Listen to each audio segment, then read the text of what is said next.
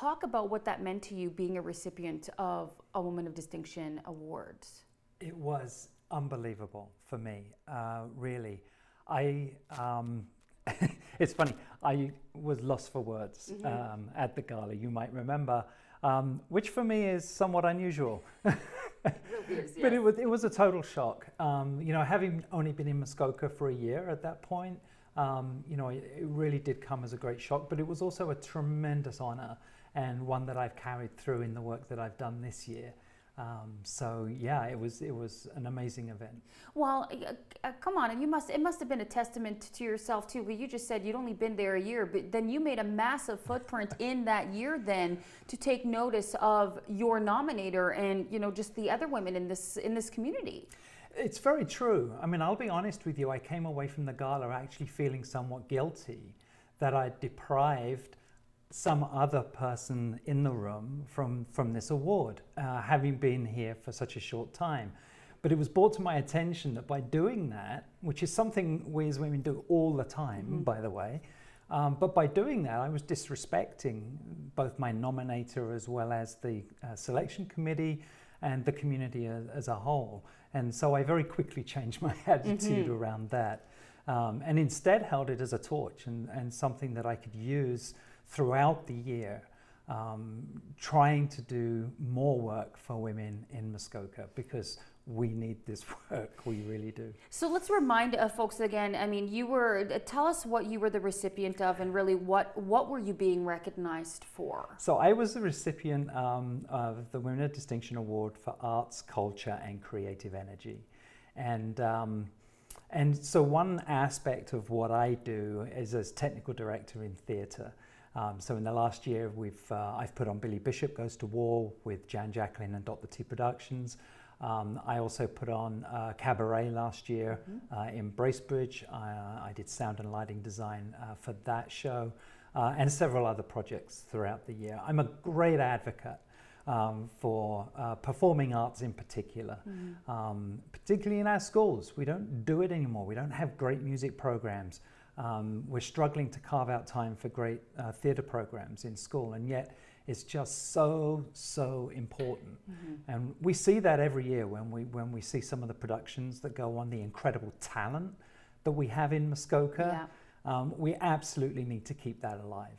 So, now from a recipient now to nominator yourself. So you've decided to, I guess, pay it forward and nominate someone or a couple of people. Talk about, without naming names, we don't want to reveal who you're nominating just in case. But why did you feel it was important to now continue that trend and nominate some women here in this community? I think it's critically important that we do that. Pay it forward is one way of looking at it. The other way is out of respect, again, for the incredible work that so many people do in our community. And it's something that we have to do, particularly as women, is we have to build ourselves up. We have to support each other. And I think this is one vehicle by which we can do that in our community. So I see this as a critically important event. Well, if you really think about it too, I mean, would you say that without nominators, there really wouldn't be an award gala, would there? Well, there wouldn't, no, right? And the nomination process, I think, is an important one to go through, and certainly one that I've enjoyed this year around. So what are you hoping for, I guess, for this year? Obviously, you're going to be attending the gala as well. And what would you say to these women or people out there who are wondering, should I nominate this person? Should I even go through the process? What would you tell that person? Do it. Yeah. Absolutely do it.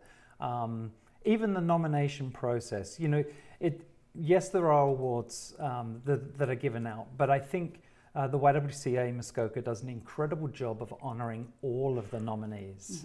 I saw that last year at the nominee evening that was held in Gravenhurst. It's a great way of recognising, thanking these people for doing this amazing work in our community. So I think it's really, really important, and it's not that onerous. There's a little bit of work involved, I will say. But actually what I found it fascinating, the two people that I'm nominating this year, which I'm not going to give away, I've managed to learn even more about them by going through this process.